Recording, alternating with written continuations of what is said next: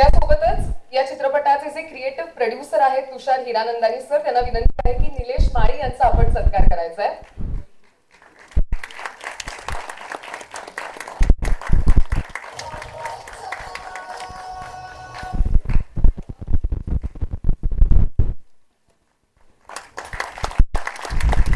आपण चित्रपटात ओमचं जे कॅरेक्टर बघतो ते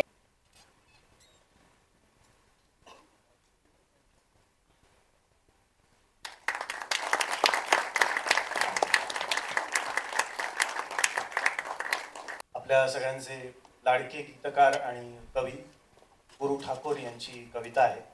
गुरुनी इतकी सुंदर कविता लिहिल्याबद्दल प्रथम त्याचं अभिनंदन आणि आम्हाला वाचायची परवानगी दिल्याबद्दल आभार.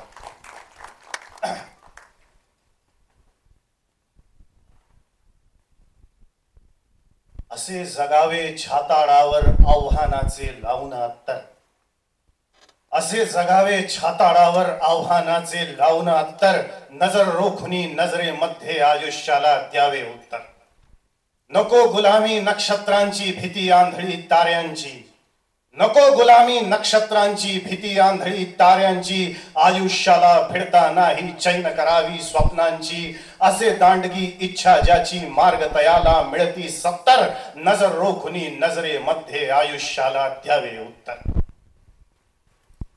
पाय असावे जमिनीवरती कवेत अंबर घेताना, पाय असावे जमिनीवरती कवेत अंबर घेताना, हसू असावे ओठांवरती काळीज काढून देताना. पाय असावे जमिनीवरती कवेत अंबर घेताना, हसू असावे ओठांवरती काळीज काढून देताना. संकटासही ठणकावून सांगावे आता ये बेहत्तर, संकटासही ठणकावून सांगावे आता ये बेहत्तर, नजर रोखुनी नजरेमध्ये आयुष्याला द्यावे उत्तर. करून जावे असेही काही दुनिया जाताना, करून जावे असेही काही दुनिया जाताना, गहिवर यावा जगास साऱ्या निरोप शेवट देताना.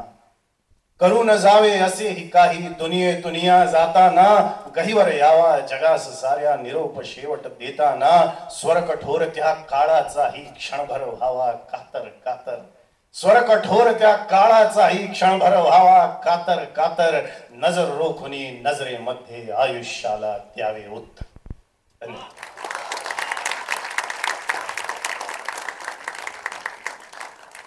त्यांची खूप त्यांचं खास कॉन्ट्रीब्युशन आहे आपल्या या चित्रपटामध्ये आणि ते काय आहे ते थोड्या वेळात कळेल. मी तुम्हाला सर स्टेजवर येण्याची विनंती करते. एकदा जोरदार टाळ्या त्यांच्यासाठी वाजवूया, निलेश माळी सरांसाठी.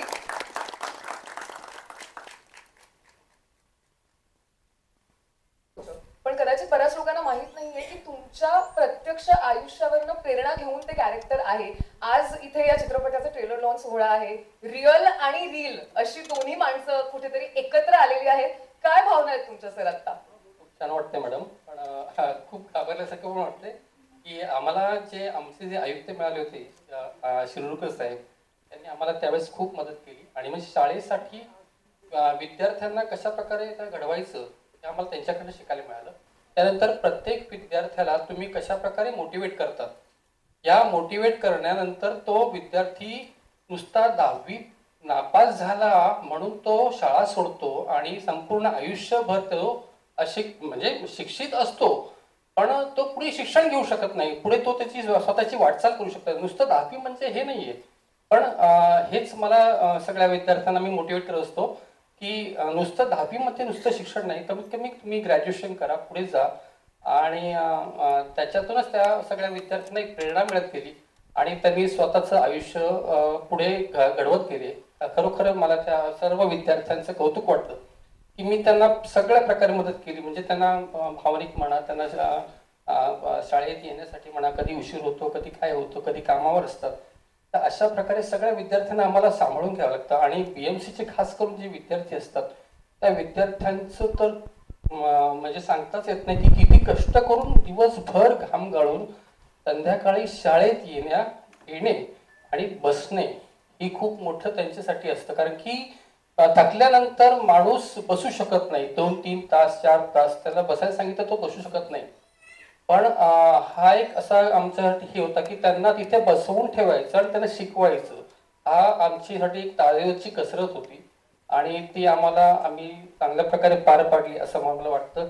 आणि शिरोडकर सरांचे पण खूप खूप आभार की त्यांनी आम्हाला खूप मदत केली त्यावेळेस करतायत आणि अजूनही आम्हाला बीएमसी सपोर्ट करते की आम्हाला खरोखर मी अजून एक बीएमसीला जर कोणी असा अधिकारी असतील तर मी त्यांना एक विनंती करेन की त्यांनी कुठल्या बीएमसीच्या विद्यार्थ्यांसाठी एक परिपत्रक काढा आणि त्याद्वारे त्यांना शिक्षण घेण्यासाठी प्रवृत्त करा हेच मी सांगेन. थँक्यू. मला वाटतं असे शिक्षक तर तुमच्यासारखेच ते शिक्षक असतात जे सगळ्या विद्यार्थ्यांच्या मनात शाळेनंतरही उरतात आणि कुठेतरी त्यांना त्यांच्या आयुष्यात आय एम शुअर तुम्ही आठवत असाल. त्यामुळे यू आर एन एक्झाम्पल. आपण सुपर हिरोज खूप बघतो पण मला वाटतं प्रत्यक्ष आयुष्यात आपल्या आजूबाजूला इतकी माणसं असतात ज्यांच्यात ती सुपर हिरो क्वालिटी असते. आणि थँक्यू सो मच सर तुम्ही जे काम करताय त्यासाठी. थँक्यू. ओम तुला विचारायला आवडेल की मी मगाशी म्हटलं तसं रिअल लाईफ आणि रिअल लाईफ इतका इन्स्पिरेशनल माणूस पण आपण बघतो ते किती साधे आहेत. यांच्यातलं कोणता गुण सगळ्यात भावला तुला? एकतर मी स्वतःला भाग्यवान समजतो की असे रिअल लाईफ हिरोज जे आहेत त्यांच्यापैकी एकाचं पात्र मला साकारायला मिळालं. अभिनेत्याची फार इच्छा असते की त्याला वेगवेगळ्या रूपांमध्ये येण्याची संधी मिळाली. त्यानिमित्तानं शिवराज आणि आमचे प्रोड्युसर यांचे मी विशेष आभार मानतो. त्यांनी मला ही संधी दिली. प्रश्न काय विचारला? प्रश्न हाच होता की ह्यांच्यातलं असं काय आहे जे तुला भाव? मला ऍक्च्युली शिवराजनी भेट आमची घडू दिली नव्हती पण तो कॉन्शियस कॉल घेतलेला होता त्याने. त्याचं म्हणणं असं होतं की तुझं पात्र तू तयार करावंस आणि एकदा तू जर पाहिलंस तर तुझ्या मनात ती एक प्रतिमा तयार होईल आणि त्याच्यातून तुला बाहेर पडणं अवघड होईल. आपल्याला वेगवेगळ्या प्रतिमा ज्या आपल्याला आजमावून पाहायच्या त्या आजमावून पाहता येणार नाही असं त्याचं म्हणणं होतं. ते मलाही योग्य वाटलं. त्याच्यामुळे आज आमची पहिली भेट होती. किती खास क्षण आहे हा. Thank you so much. तुम्हा दोघांचे खूप खूप आभार. तुम्हा दोघांनाही बसण्याची. थँक्यू. धन्यवाद. जोरदार टाळ्या दोघांसाठी वाजूयात. मी थांबायला नाही सांगणार आहे त्यांना कारण तू सांगितलंस आता थांबायचं नाही आणि मला वाटतं सगळ्यांसाठी खूप पर्सनल क्षण आहे हा यार. त्यामुळे take it all in Shivraj असं मी म्हणणार आहे तुला. तुझ्याकडे तर येणारच आहे मी अर्थातच. तुझं असं झालं असेल की आय एम फिलिंग ओव्हरवेल्ड तर मला लगेच सुचत. त्यामुळे मी तुला काही क्षणाचा ब्रेक देते. पण मला भवेश सर तुमच्यापासून सुरुवात करायला आवडेल की आता थांबायचं नाही हे शीर्षकच इतकं इंटरेस्टिंग आहे आणि ते इतकं सगळ्यांच्या डोक्यात आणि मनात ऑलरेडी घर करून बसलेलं आहे. एक असं वाक्य एक अशी फ्रेज आहे जी कदाचित आपण सगळ्यांनी पण कोणाला तरी कधीतरी म्हटली असेल आणि कोणी आपल्याला म्हटल्यानंतर आपल्याला पण थोडंसं स्फुरण चढलं असेल. तर हे शीर्षक कुठून आलं आणि ही कोणाची संकल्पना होती?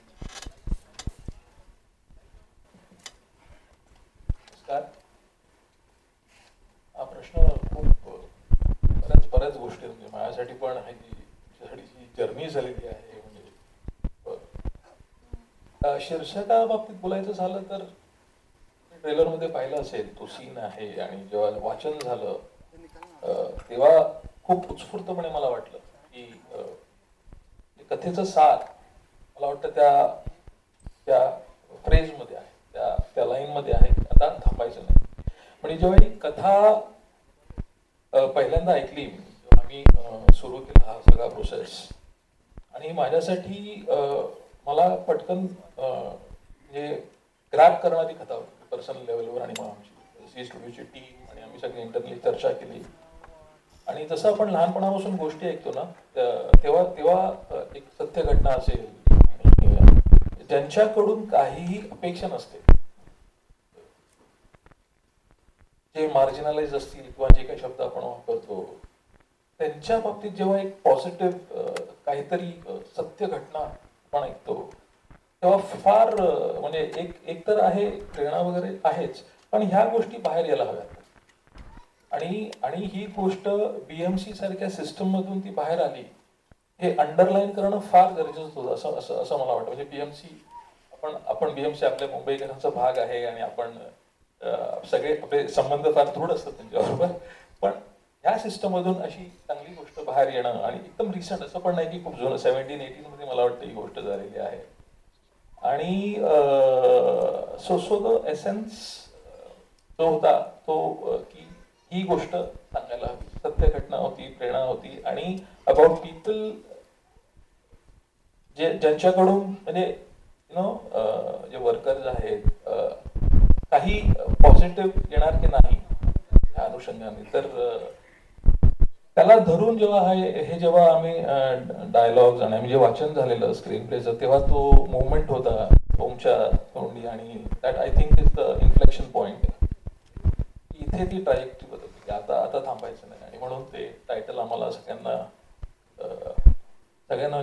योग्य वाटलं. काही लोकांना म्हणून हळूहळू ते, आणि मग नंतर गुलराजने त्याला जे संगीत दिलेलं आहे, मला वाटतं त्या संगीताचा आणि आमचे जे लिरिसिस्ट आहेत त्यांनी जे लिहिलेलं आहे त्याला एक वेगळी उंची दिलेली आहे. मला वाटतं आता मराठीतलं एक प्रेरणादायी गाणं जेव्हा जेव्हा वाचतील, लोक वाचतील, when they want to get motivated, I think this song will get played. That's all I can say. आणि मला पूर्ण विश्वास आहे की एक वेळेला आता थांबायचं नाही म्हणतच प्रेक्षक सुद्धा थिएटर्स मध्ये One sec. Can I speak? He's very humble that he's saying that the title is given by him, no one else but him. Mr. Bhavesh sir gave us this title, and once हमारा बहुत titles था हमारे pass. Sorry Marathi येत नाही मला, थोडं थोडं येते पण हिंदीला बोलतो मी. We had lot of titles. Shivraj 5 title था, धर्म के पास 6, मेरे पास 11. But इन्होंने एक टाइटल लाया और सही टाइटल लाया, and that was it. So he's very humble, but the credit all goes to him. एकदा सरांसाठी जोरदार टाळ्या झालाच पाहिजे मला वाटतं. Dharma sir, I would like to ask you की गोष्ट इन्स्पिरेशनल आहे सगळं मान्य, पण ही गोष्ट शॉर्टलिस्ट कशी झाली? Out of all the inspirational stories that there are, how did you shortlist this? मुझे ना ऐसा लगता है कि जो सिनेमा है, फिल्म मेकिंग है, उसका सब, चाहे वो इंग्लिश में हो, हिंदी में हो, मराठी में हो, यूनिवर्सल लैंग्वेज इमोशन है.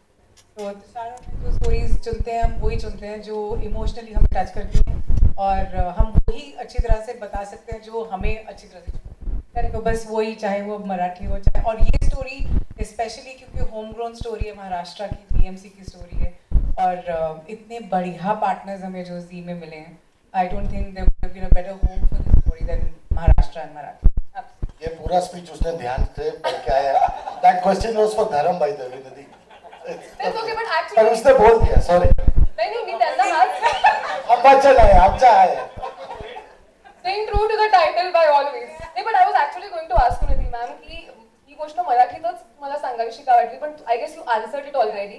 ही जी युनिव्हर्सल लँग्वेज आहे भावनेची, ती तुम्ही करेक्ट टॅप केलेत. अँड टू द वन ज्याच्यासाठी आता प्रश्न होता. Thank you. मैं हिंदी में बोलूँगा. जून 2017 में मुंबई मिरर में ये आर्टिकल पहली बार मैंने देखा, because it's true story, and तब से there is something about that story that really stayed in me, and lot of things happened. बहुत सारी चीज़ें हुई over the period of time. एक तरीके से पहले स्टोरी लिखी गई थी which did not work, so we tried it again, and we met Shivraj and everybody, and Tushar, and we rewrote the story, and we went to, and they were really kind enough to do this. But the thing is, I think what thing stayed with me about the story is it has the simple thought that education is about to change the system. Right? Lots of things are wrong about the system. सब लोग गाली देते हैं बहुत सारी चीज़ों को, ये गलत है, वो wrong है, ऐसा नहीं होना चाहिए, वैसा नहीं होना चाहिए. But somebody did something, and that something should be out there for everybody to know. And that aspect, especially within the BMC, because BMC को लोग बहुत सारी चीज़ें बोलते हैं, बट इतनी अच्छी चीज़ हुई है सिस्टम के अंदर जो किसी को नहीं पता.